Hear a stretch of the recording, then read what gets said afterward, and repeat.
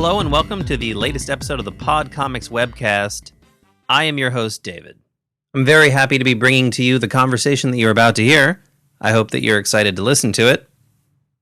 My guest in this episode is none other than Dave Mercier, who makes Mercworks. Now, Dave is a cartoonist like nine others. Sorry, that's a typo. It should have been none other. Okay. Dave is a cartoonist like none other. I hope you enjoyed that joke because it wasn't cheap. Oh, okay, well, my conversation with Dave Mercier in 3, 2, boop. Dave Mercier, maker of Mercworks. So tell me about the name of your comic strip. How did that happen? Well, my comic is named Mercworks, and my last name is Mercier. It's got the S sound. Mercworks originated out of...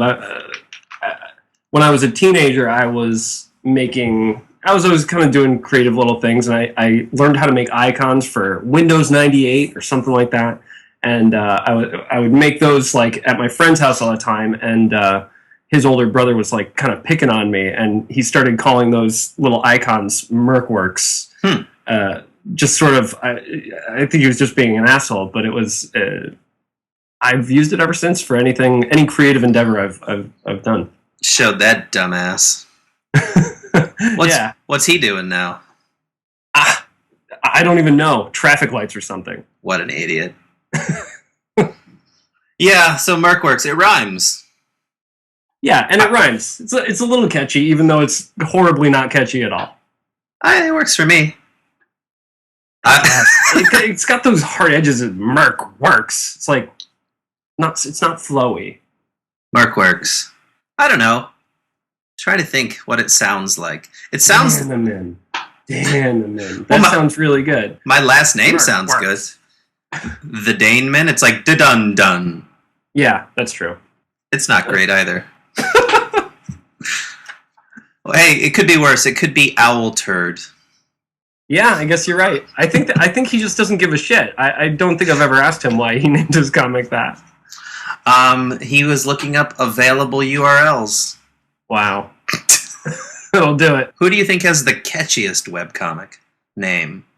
Name? Blue Chair's really good. I like Up and Out because it's kind of a smart play on something else, right? I don't know. What is that? It's a smart play on Down and Out. Oh. You know what's funny is I never realized that. Yeah. So it's just like, so I like that. I don't know. How you feeling? I'm up, but I'm out. I'm up and out. Well, Down and Out sounds like sad and broke. That's what it means to me. Yeah, like you're out of places to go. You're down in the dumps and you're out of your apartment. Yeah, kind of. Out of money, out of gas, out of time, just out. Out. Okay. I read a whole bunch of your comics today. I think I read all of them. Actually, no, I didn't because you had this period. I went to Tumblr because Tumblr is a lot easier to read all of your comics than Webtoon. That unfortunately is probably the least accurate place to read my comics. Oh yeah? They're all over the place. Yeah. Well, I stopped posting there for a while, and now I post there. I just post older stuff. So it's stuff from sometimes even years ago that I never posted and that I'm just putting up there because I like it or whatever. What's the best place to read your comics? Mercworks.net. If any of your listeners want to know the best way to read my comics, it's in my books, available now at store.mercworks.net.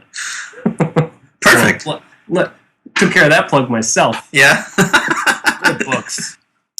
That's a thing that we're going to talk about is I went through your history and I was actually kind of pleased. Again, I went through Tumblr. So is Tumblr an accurate representation of your arc? Because now you've made me worry that it isn't. Of my arc as an artist? No. As your comics success on the internet. Oh, I don't know.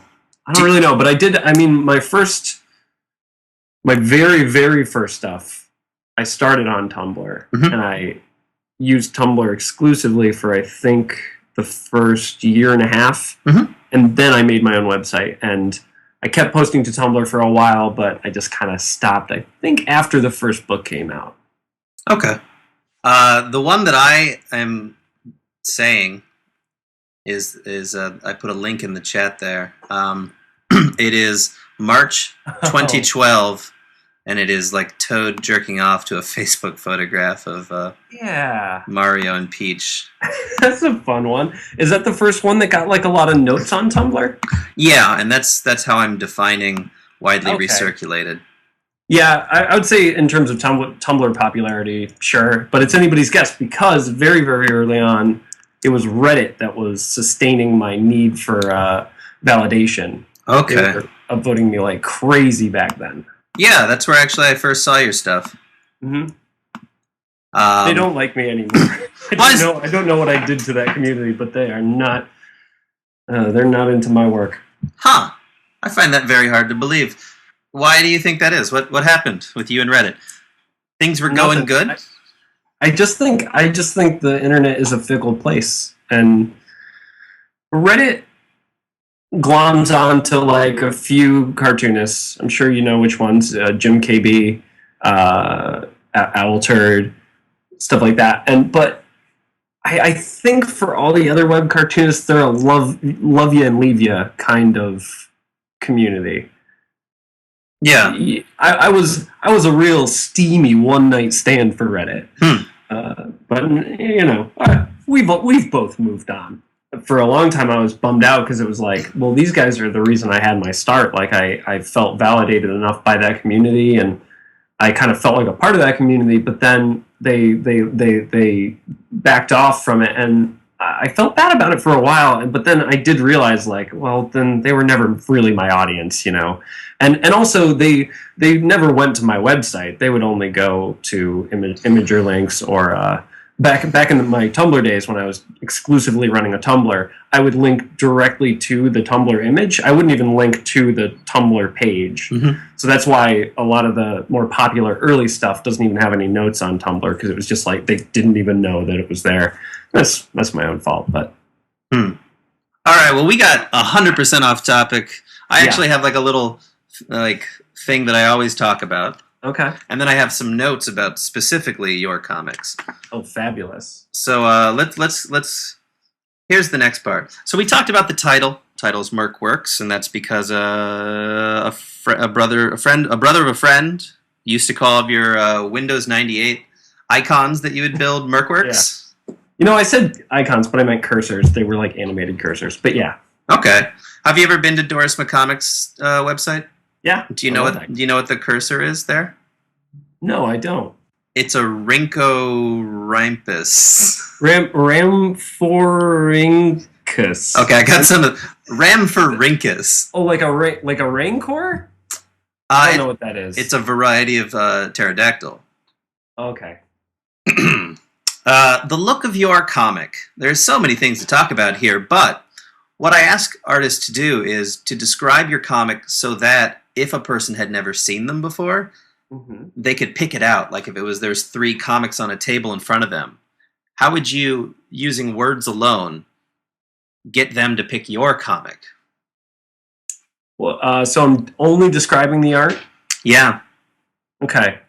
It seems simple, but is surprisingly complex. Colorful, focus on character design right now. That's a tough one. Yeah, I know. Well, let's try to unpack some of the things you said. Simple but complex. Mm-hmm. How do you mean? I agree, but just how do you mean?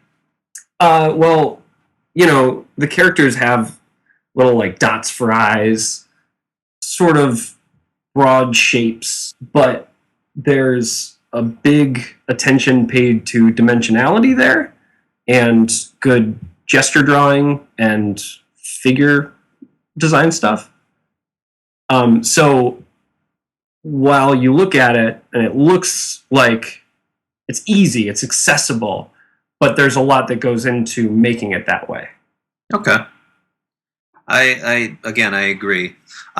colors. You know, there's a lot to talk about in your colors, but you just said color. I mean, there are, basically speaking, there's black and white and there's color strips. So you've directed me towards one which is color, but if there were 3 color strips on the table in front of me, how would I know which one was yours? It depends on which era of Mercworks you're talking about. Sure. If it's predominantly oranges and reds, that's an early Mercworks comic. In the middle there, it was just kind of, boy, I don't know what to describe that, but currently it's just very colorful. I'm not afraid to sort of explore the whole palette and use really bright, saturated colors. Mm-hmm. You also said dimensionality, which I'm not sure exactly what you mean by that. So like 3-dimensional shapes, mm-hmm. as opposed to, you know, something that's flat looking. My comic has depth and perspective and stuff like that. Okay. Yeah, that is one of the things I noticed a lot. Okay, so I can talk about all of these things that you just mentioned that I saw today. There's a couple of strips that have cars in them, and the cars are so well drawn.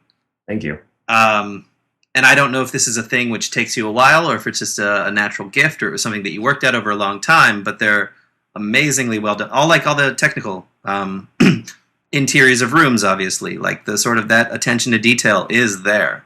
Mm-hmm.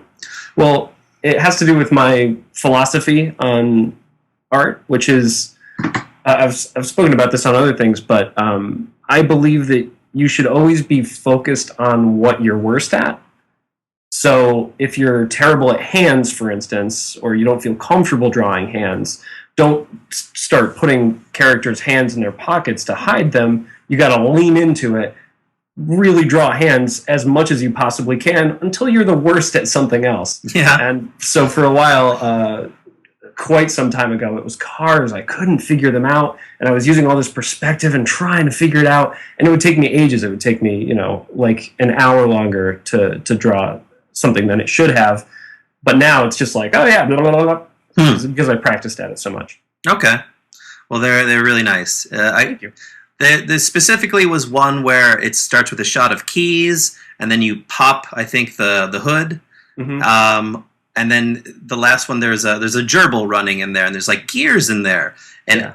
all of these little bits were just so, like, even the keys were really well done. Uh-huh. You know, like with those ones, I think I did reference images. Mm-hmm. I think I cheated a little bit on that comic, but it's one of my favorites in terms of art because it is really, really well drawn. The interiors I might have cheated on, but the exteriors I think were... Color-wise, one thing that I feel that you do a lot of is the speech bubbles are often colored like a color, you know? Yeah. I don't do outlines on my speech bubbles. Yeah, I don't know why that's so striking, but I don't necessarily see that a lot. I mean, usually if people do it, they assign like a color per character and they stick with it, but I'm pretty sure you're not doing that. I didn't used to do it at all. I used to just use whatever color I liked for that panel. Mm-hmm. Now I keep it consistent within the strip. Each comic, each strip. Yeah. More or less. Sometimes I need to adjust it a little bit based on the colors that are around it. It's actually a horrible pain because I need to contrast it against the backgrounds, and sometimes the backgrounds have a lot of different colors, so it makes it really hard to find a color that draws the eye enough. But it's worth it. I really like the way that it makes the panel, makes the dialogue a part of the art, and I think that's cool. Well, when you lay out your art, is there a stage when you've colored it that you then drop it to grayscale to check the contrast to make sure that areas are popping? Yes. Okay. I don't need to do it because that's something that I put a lot of time into to practice and get good at. I don't need to do it nearly as much, but if I'm having trouble with the colors of a panel, usually it's because the things that I want to draw attention to are not apparent enough. So then I'll bring it into black and white and say, oh, the backgrounds and the characters are like the same, so they're not standing out at all. So, okay, well, I'll bring down the backgrounds or I'll bring them up or something like that. Interesting. You know why? Because I'm not trying to put anybody on blast at all, because I'm not thinking of anyone in particular, but it drives me crazy when there's you got your regular outline, and then, or like around the characters, for instance. Yep. And then you have a white outline around that. Have you ever seen that? I know how to do it. I can't think of anybody's comic strip where that's happened. It's so because they put a black outline to draw them out from the background, and that didn't work, so they put a white outline to make sure that you can separate It's like, they didn't vary. It could be any number of reasons. Like, I vary brush size a lot between the characters and the backgrounds, so that that's another way that they stand out. But if you use all one brush size, and you have this background and this character, it's too much for the eye to process at once. So then people kind of solve that, instead of like, okay, well, adjusting the colors overall, they have them all in the same wavelength, and they just put white around the regular outline of the characters. And I don't like it. I don't like it. Sure, it's a quick fix. But the positive side would be, at least they're aware that something is wrong. Yeah, that's true. To them, I would say, just pop that baby into grayscale. See how she looks. Yeah. Get some contrast in there. All right. Well, if there's any young listeners listening, listen up. Yeah, listen to that, and I'm sorry that I put you on blast. All right. The last thing you talked about was dimensionality, and we talked about that briefly, but that is one of the things that I'm also really struck by in your comics is the angles.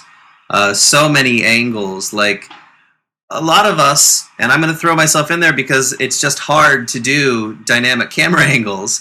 Most people hate to put a character sitting in a chair because it's so fucking hard to get right, It is. It really is. Yeah, absolutely. But that goes, again, that's like part of the philosophy of my art is, dude, I was horrible at perspective. Everything I was drawing was flat. I couldn't achieve the dramaticism that I wanted, to offset the comedy. I don't know if dramaticism is a word. That's sounds okay. I mean, drama, yeah.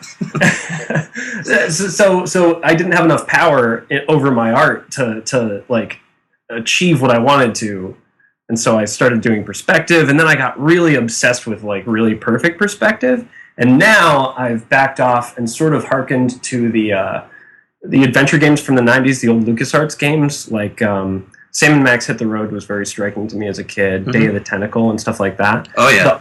The art in those games and the perspective in those games is so damn cool. A lot of that, I think, was Scott Campbell, who's also amazing, but it's correct perspective, but it's wrong, but it knows that it's wrong, so it's okay. It's like you're leaning into your work not being perfect. So that's kind of where I'm at with that now. Your comics, there's one shot I was thinking in particular, and it's a comic where I guess Dave is talking to Death, and like he's laying on the ground, but his foot is up on the couch. Yeah. That leg. That was yeah, pretty good, right? That was during a time I was actually experimenting, because I was also exploring, well, what if I did want perfect perspective? So I was using 3D modeling tool. I only used it for, I think, 3 strips or so. The SketchUp, it's called. Mm-hmm. The SketchUp. Made by the Google, right? Right. Well, I think Google sold them or something, but I sort of did really, really rough models of the rooms that I wanted, just really, really big square blocks. And then I would just do the details based on those, which was really cool and had a really nice feel to it. But overall, it was too time-consuming. Okay. We've covered the look of your comic, I think, pretty well. I think we've covered it pretty well. But we're going to move on to the writing, how one writes now. And to me, this is the heart of what I want to get at. I'm interested for this part, because writing is a weird thing. Well, I'm interested too. These days, you're kind of between genres. You're not strictly speaking a gag strip at the moment. You're doing arcs, right? Yeah. So that's sort of a whole different animal. Like, I tend to talk to gag people because I think I understand what a gag is. Yeah. I'm not sure that I have any concept of how an arc is written. Or why even? Why? What I'm trying to do, so, I've been doing it I've been doing it now for 5 years. And a lot of the early stuff was about me feeling awkward in public and about, I was trying to get dates. I justified asking a lot of girls out on dates just because I would rationalize it in my mind, like, well, maybe there will be a comic in it. Maybe it'll be worth it just because I'll get a comic or a funny answer or something. And it worked great. But I don't want to keep doing the same thing forever. And, of course I still feel awkward in public and I still do those sort of jokes every now and then. But I wanted to explore characters a little bit more. I had gotten away from my two main characters, Dave and Dana, altogether during an arc last year I did called Pyramid Man, which followed the story of Pyramid Scheme sales guy, basically a con artist of sorts. I wanted it to be 5 pages, but it wound up being 32 pages and a significant strain on me and stuff. And during that time, I wasn't using my main characters at all. So basically, I got away from using my characters, and I thought that was fine because I made a gag strip. But it turns out people were attached to the characters, and it turns out I was attached to the characters, even though I had sort of started to resent them for it. So as I've gotten back into working with the characters I started with, I wanted to explore what makes them characters. So now, instead of thinking of something completely out of the blue for every single strip, I can do a 5-part arc and have them all tie into each other and hopefully be funny independent of each other. I think that I do a fairly good job of that, though I think they're also funnier in context. And I've been really enjoying it. It's set up like a sitcom. Okay. Well, then I'm not sure how this is going to work. I'll tell you how I normally do it, and I don't know if it applies. But what I normally do is I ask people to think of the last strip that they made. And then maybe it's even easier. And then you would tell me that one. And then we're going to go to the next one you're going to make. But okay. you may know that very well. See, when you're doing jokes... Oh, well. We'll get there. So what was the last strip that you did? Well, boy, that's a tough one because it was actually sort of the peak. It was the climax of this whole one. And it wasn't the funniest. And it also ties in heavily to the 3 that come before it. But, all right, well, I want you to give it a shot. Just the last strip. You know what? Here's what I'll do. What are you going to do? Can I do... a season wrap-up? Can you do it? Yeah, like a bullet point. Yes. For the 3 that came before it, and then I'll tell the one that I just did. Yeah, you have to, because you have to introduce some stuff, right? Yeah, I do. Okay. All right, take it away. Our characters, Dave and Dana, arrive at their condo and find an eviction notice. They ask their neighbor Mitchell if he's been getting eviction notices, and he hasn't been. Obviously, he's not evicted. They just wanted to see if there was a mistake in the system. That was the first one. The second one was exploring the condo that they live in a little bit. They live on this tiered condo system. So the bottom is called the pit. That's where they live. And there's all this sewage running through it. They get through that, and then there's the hills. Those are leading up toward the condo association at the top. Where they get sort of, how do I describe this? You know George Zimmerman? That guy from Florida? Yeah, that crazy mofo. Okay. They get George Zimmerman a little bit in that one. And then finally they get to the top to talk to the condo president, and this is the strip, the last strip that I did. The condo president, it turns out, is Mitchell, their neighbor, who has been with them from the very beginning of the arc. To their surprise. So a woman greets them and says, the condo president will see you now. And they get in the room, and it's just this empty room.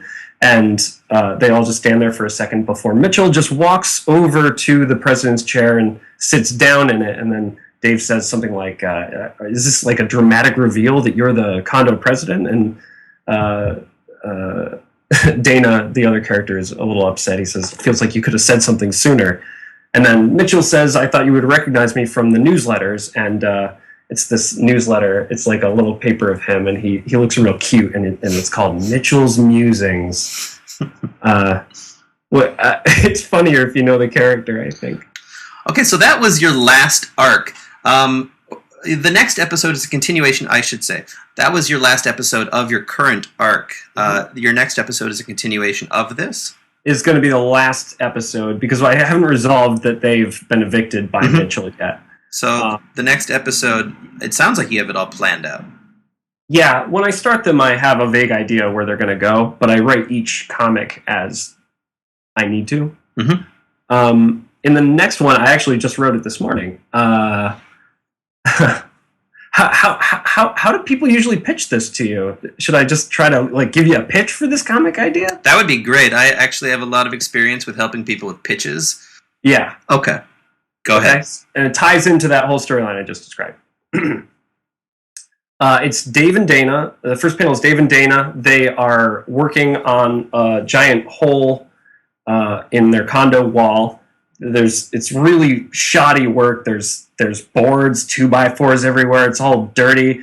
And Dave yells, "Dana, I started another electrical fire." And he's trying to put it out with a fire extinguisher in one hand and a drill in another. And meanwhile, Dana's sort of hammering stuff in. Dana says, "Didn't even blow a fuse."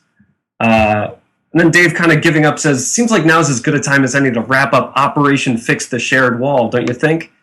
Kind of establishing this shared wall. Dana says, "We can't stop now. We didn't even finish painting." And then Dave says, "What, are you kidding me? Mitchell's going to love it." And then it's this whole travesty of their repair job of this shared condo wall with Mitchell's face spray painted on it or something like that. Maybe it says Mitchell Rules. And then they peek through the crack in the shared wall, and Dana says, "Do you love it, Mitchell?" Mitchell says, "No." Dave says, "Are we still evicted?" Mitchell says, "No." Dave says, "I think we're done here." Okay. Pretty good. I think we're hard to describe. There's a lot of dialogue there. Yeah. You're Go ahead, sorry. You have a dialogue heavy strip. Heavy is not the right word. Because heavy implies there's too much. Rich. Let's say dialogue rich. Dialogue rich. Yeah. I'm trying to squeeze. That was another thing I started to do when I started doing these arcs. I'm trying to squeeze as many jokes, or at least funny, light, joyous things into each panel as I possibly can. Whereas before I was doing 3 panels, and each panel was just serving the last panel. So it's got a lot more to it now, but I like that density. It makes all the work that I put into it a little more fulfilling. And jokes in dialogue form are easy to swap out. They're easy to punch up. Visual jokes, you might commit to them in such a way that later on you're it's almost like a load-bearing joke. You can't remove it because the panel falls apart. That's absolutely true. Yes. So yeah, this is a first draft. I'm just actually thumbnailing it out now, but that's gonna grow and change as I develop the comic. One thing that you do I noticed today that I liked, and I'm not sure that I've seen it anywhere else. I'm not claiming you've invented it, but just a thing I noticed. You do overlapping dialogue so that when you read it, it's like people talk over each other. Yeah. I'm not sure that I've ever seen that before. I totally didn't invent it, but I'm not entirely sure where I found out about it. But yeah, pacing is really important to me, so that's a part of pacing. Okay. When you're telling a joke, that's how quickly people read the next part is a part of how they enjoy it. So I try to control that as much as I can in subtle ways. All right, well, let's move into the final third of the show. Just to check, how are you doing for time? I'm fine. Great. Okay. Well, so we talked about arcs, and I don't know how this works with arcs, but you can either answer, you have 2 ways you can answer. You can talk about gags, or you can talk about arcs. And the question is, when you have an idea, and you're walking down the street, an idea pops into your head, how do you record it? Do you in a phone, in a notebook, what do you got? I have a ton of voice memos on my phone that are me pitching myself ideas.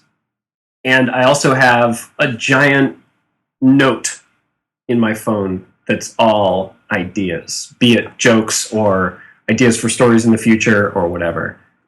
And I also oftentimes have my notebook on me. So when you're walking down the street and that little flash of inspiration hits, what does it look like? Do you get phrases? Do you get... Some people I've talked to, they're writing down entire scenes of dialogue. They're just scribbling out the dialogue. So what are you getting? Sometimes that point where you're like, ding, is a line of dialogue, and you write down the line of dialogue, and then I'll write the stuff that comes before it and the stuff that comes after it. Sometimes I can just go down in a line. What I probably do most of the time is I draw 4 squares. That's my 4-panel setup. And I'll draw little arrows, and I'll just put little bullet points for each line of dialogue in that panel. So it's sort of a structured, unstructured thing. Okay. So from a structure standpoint, right now, I know what I need to establish in the joke, and I work around that. So I build around that idea. I think, if I may, it sounds like you have skeletons, and then you kind of embroider. I know I'm mixing metaphors, but like a lot of where the fun comes in is like you. I'm picturing an embroidered skeleton, not a mixed metaphor. All right, that's what my comic is. You start with a skeleton, and then you flesh it out. That's staying on metaphor. Yes, that's correct. No, but I think like the embroidery is like when you had that Mitchell rules in the paint. Like you add a lot of little sight gags in, like perhaps even you could say all of the things you do visually to add interest are maybe that's one of the places where you get to have a lot of fun. Yeah, I like to be, because dialogue again with like, I think the funniest things are the things that are spur of the moment. You know, when you're having a conversation with somebody and they say something witty and you're like, "Damn, that's awesome," because it's fast. It's like not something that you thought too much about. So while there are comics that I think a lot about, the jokes that I wind up writing are the ones that come quickly to me. Okay, because basically you're having a conversation in your head and you're just transcribing it. Yeah, I guess so. It's more like I'll come up with that well thought out thing, but then when I'm fleshing it out, so the skeleton's there, and then when I'm using adhesive to put fillets of steak on the skeleton, I'm like kind of like just grabbing them out of a bucket and throwing them at the skeleton. How's that for a metaphor? Bucket steaks. Bucket steaks. That's right. There is a well-known metaphor in comedy to throw things at the wall and see what sticks. So perhaps you're throwing comedy steaks at a skeleton and seeing what sticks. Yeah. Yeah. I was going to ask you, what is the fundamental difference in character between Dave and Dana? Since they are, well, like, okay, since I do believe that there's a part of your brain which is having a conversation between these two men. Yeah. How are they different? Good question. That was a problem that I had early on, and I hated the Dana character for it. But Dana's the straight man. Dave is sort of the wacky guy. But now it's getting a little more nuanced. Dave is a little more reserved. If not, he comes up with these crazy ideas and stuff, but he's a little slower to act than Dana, who's more impulsive. And you know, like in this comic, I wanted the characters to drive it. So Dave is sort of like, well, we're done with this work for the day, right? And Dana's like, no, we have to do a good job on this. So it's sort of, I don't know, what is the difference? They're just two dudes. I find sometimes with, I don't know, the way you were describing that reminds me of like me and certain friends. Like often I'll have an idea, but I won't be confident enough to enact it. So you say like, well, why don't we go, you know, like shave some chickens? And then your friend's like, yeah. And you're like, okay, now I start to back away from my own idea, but their action, whereas I'm ideation. Sure, exactly. Yes. I will generate crazy things to do, but they'll make sure they get done. That's right. The Dana character also is a little more grounded. Mm-hmm. Dave's kind of a little bit pie in the sky, stuff like that. Dana's a realist, where Dave's running around with his head in the clouds. I pretty much covered all of these, but here's the thing that I've been doing for the last couple of people that I really enjoy doing. I have 5 themes which I have drawn from your work. Things which come up again and again and again. Nice. Okay. And I want you to try to guess what they are. All right. I think I'm ready for this. All right. What do you got? Death. Yep. Depression. Okay. I don't have that one, but I see it. Okay. I know what you mean, but okay. Dating. I put ladies. Ladies, sure. Death, depression, dating, pop culture, stuff like the Mario stuff. Okay. I actually Mario. Mario. Mario was written. Yeah, I actually haven't done that many more Mario comics than I have other pop culture, and especially like fairy tales. I've done a bunch of fairy tales. Well, then maybe I missed a whole bunch of your comics today. Probably, but they're all on the website, and the pop culture shit is really good. I've got one where Seinfeld is exploring Satanism, and that one I have read. I've seen it before, and I read it again today. Sure. I like your characterization of those. Like, I could actually read more of that, just because like those characters are so well defined already. Yeah. That you hear the voices, like it's fun to see Jerry Seinfeld say, "What's the deal with Satanism?" But, what's the deal with Satanism? Yeah, I try not to do too many. Like I could do Mario comics all day, but I just try to back off and. I don't consider that as pop culture as, say, Skyrim or the Batman comic that you did, the gaming ones, because those kind of come and go. Whereas those were a little niche. I backed off of those. Yeah, exactly. Like Mario and Seinfeld are not pop culture anymore. They're culture. Oh. Yeah, okay. They're into the fabric at this point in time. Does that count? Do I get that one? Yeah, you can have. You say pop culture? I mean, again, I had Mario. Mario. Does that count? Yeah, I'll count it. Counts? I got 2 more. Okay, 2 more. Sure. Yeah. Okay. So to recount, ladies, Mario, and death are 3 words that I wrote down for themes. You got 2 more. One of them's easy. It's probably going to be that one that I don't get. Well, in that case, it's stupid easy. I mean, you're basic... Alcoholism. It was alcohol. Was it really? Yeah. Oh, okay. Yeah. I was like looking at my book. I was like, what would I want to do right now? I could go for a beer. Oh, yeah. That's it. Alcoholism. The last one, I think I'm hoping this is one of those weird things which cartoonists do subconsciously, but I'll give you a hint. It's a type of animal. Okay. Well, I do bumblebees, turtles, and squirrels. All right, this is good radio. It was none of them. You went through a bird kick for a while there, where birds kept like crashing through walls and taking people away. It was like a big bird too. Like that was my first story arc. That was my first ever like small story arc. All right, let's do plugs. Do you read webcomics? Yes. Who do you like to read?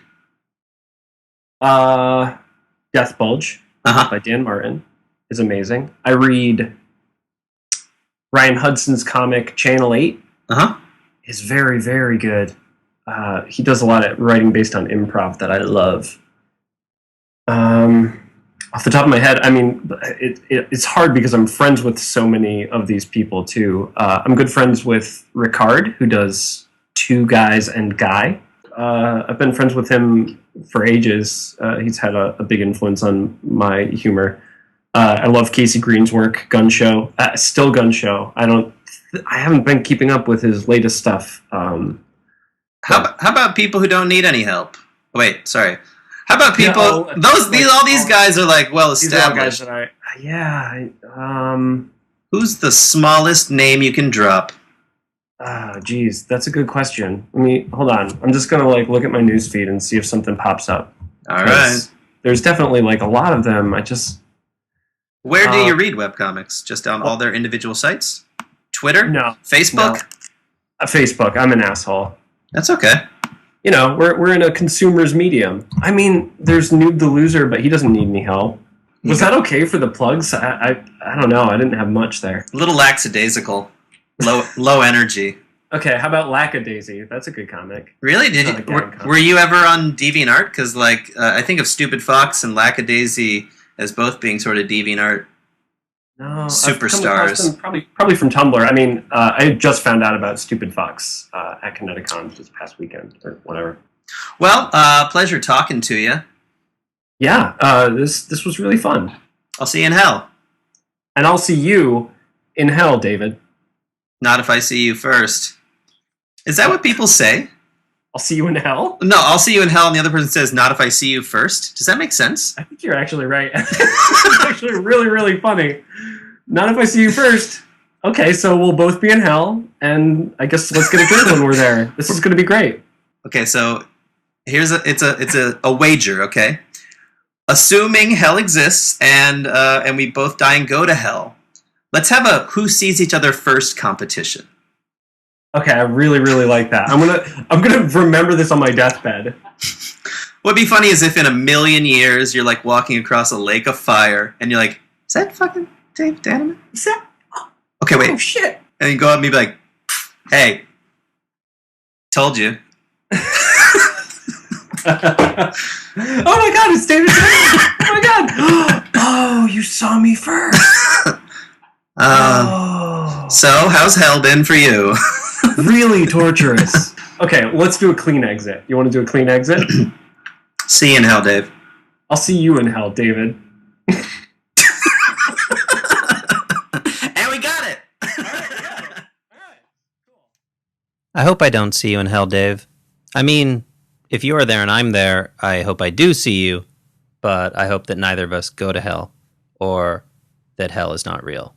Speaking of unearthly propositions, my next guest will be Sarah Zimmerman, who makes Unearthed Comics. You can read her comics at unearthedcomics.com, also on Facebook and Tumblr, and you can buy a book of hers from amazon.com. As always, there will be a mini-sode up 1 week before the episode. Keep an eye out for that.